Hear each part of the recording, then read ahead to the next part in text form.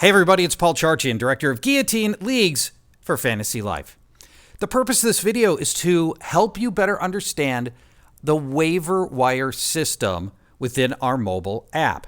The waiver wire is the magic of Guillotine Leagues. When all these great players hit the waiver wire and you're bidding on them, we can't help you make sure you get everybody you want and everybody you bid on, but we'll make sure you get the right people when you should be getting them, because you're going to know how this waiver wire system works. And you probably know this if you've been playing for a while. On any site, the waiver wire systems all have a little bit of nuance to them. We're going to talk through exactly how ours works so that you know and you can get the players that you expect. Also note that we are constantly tweaking our app so that the version of the app that you're looking at right now on my screen might look somewhat different from what you see on yours today, but just know that the underlying logic here is going to be unchanged. No matter how much the front end changes and the color schemes change or anything else, the underlying logic that I'm going to be explaining to you will remain intact. Let's start by navigating to the bidding page, and we do that at the bottom of the screen where it says players. It looks like a plus and a minus button. At the top of the screen, you will see the Create Waiver Bid button. In the middle of the screen, you'll see some information about your league and your current situation. We'll click the Create Waiver Bid button. Let me direct you to the upper right-hand corner of this page, the Create Bid Group page. It says $1,000. I've got my full $1,000 to spend, and this $1,000 has to last you all year. Do not spend it all in 1 week. It does not refresh ever. It's never going to go up. Keep in mind, you cannot spend that money and think you're going to get a fresh $1,000 every week. And tapping that $1,000 button, mine says $1,000. If you've spent some, yours will say less. Will show you what everybody else, what all the other teams have got for money left. It's the preseason as I'm recording this, so everybody's got $1,000. This page is broken up into three parts. Add primary player. This is the player you most want to get. Add contingency players. This is in case you don't get the first player. We'll talk more about that a little bit later down the road. And then add players to drop. Let's start with add our primary player. We tap the Add a Player Plus symbol. And then I like to sort on the roster percentage because that shows me who's on most rosters.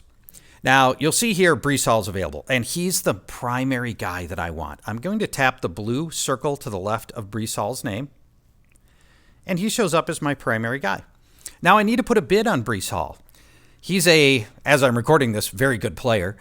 Going off the board in the first round of most drafts. He's become available after week 1 due to something. Maybe I'll bid around $220 for Breece Hall. So you need to put a bid amount in. And then I need to choose a player to drop. So I'm going to press Add a Player, and I'm going to choose to drop Jeff Wilson. I do not need him on my roster. And so right now I have a functioning bid group. I've got a player I want to add, Breece Hall, for $220. If I'm the highest bidder at $220, I will get him and I will drop Jeff Wilson. If I am not the highest bidder, somebody else bids $221 or more, then I will not drop Jeff Wilson. Now, this is what you want to do. I'm next going to show you what not to do. What if you want more players? You would like to have other players that were on that list, like let's say Sam Laporta. So you may be tempted to do what I'm going to show you right now. And again, this is not the right thing to do to get 2 players out of one bid group, because every bid group will only process one transaction. And let me repeat that because it's the most important thing that you can possibly get out of this video. Every bid group will only process one transaction. So again, I'm going to show you what not to do because I also want Sam Laporta. So I'm going to add Sam Laporta in with here as my secondary player, a contingency bid of $100. And maybe I add another player to drop, thinking that I might get both, DJ Chark. This will still only ever process one transaction. It will not process 2. It will give me Breece Hall if I get him, and if I don't get him, then it will try to give me Sam Laporta for $100. So that's this is the wrong way to do this if you want both players. So I'm going to back these out. Back out Sam Laporta by pressing the garbage can. I'm going to back out DJ Chark for a moment. And in a second, I will show you how contingency players work. Okay, so we're going to save this bid as a bid group. Scrolling down to the bottom, you can see Breece Hall, $220, dropping Jeff Wilson. Now, we're going to create another second bid group. My primary player this time is Sam Laporta because I'd really like to get Sam Laporta. There he is right there on the list. Okay, I mentioned we're willing to spend $100 on Sam Laporta. Now, here's where we start getting into some advanced thinking on this. For the players we need to drop, if the player I most want to drop is Jeff Wilson, I need to add him to the list. But think about this. What if my Breece Hall bid group hit? Then I need to account for a second player that needs to be dropped because Jeff Wilson would have been dropped when I got Breece Hall. So we're going to add a second player to this list, DJ Chark. Hopefully that makes sense. And this clears the way for us to, again, we're getting one transaction out of each of these bid groups. Hopefully in the first one, we're going to get Breece Hall. Hopefully in this one, we're going to get Sam Laporta. Now, there's another player I want. I'm going to go back to create waiver bid. I'm going to add another primary player. And I'd like to get a little Jordan Love action in this. We'll bid arbitrarily $56 on Jordan Love. Now, I need to have 3 dropped players because I might just get Breece Hall and I might get Sam Laporta and I might now get Jordan Love. So I'm going to add 3 players to the list in order. And I've already established Jeff Wilson's the guy I want to get rid of the most. Then DJ Chark and then Boston Scott. Okay, there we go. So now I've got 3 players in to this bid group in case I also get Jordan Love. We're going to save and submit that. You can see my 3 different bid groups here. Now we're going to create our 4th and really most complex bid group. There are more players that I want to get.